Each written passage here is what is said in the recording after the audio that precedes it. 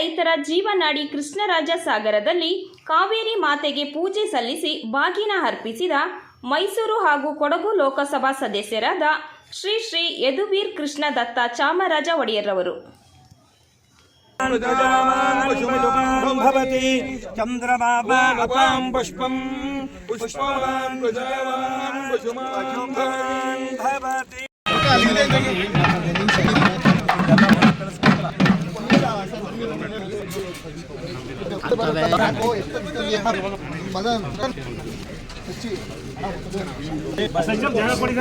Button ಮೇಲೆ click ಮಾಡಿ ಹಾಗೂ ನಮ್ಮ ಹೊಸ ವಿಡಿಯೋ ನೋಟಿಫಿಕೇಶನ್ಗೋಸ್ಕರ ಪಕ್ಕದಲ್ಲಿ ಕಾಣುವ ಬೆಲ್ ಬಟನ್ ಮೇಲೆ ಕ್ಲಿಕ್ ಮಾಡಿ ಹಾಗೂ ಲೈಕ್ ಮಾಡಿ, ಶೇರ್ ಮಾಡಿ, ಕಮೆಂಟ್ ಮಾಡಿ.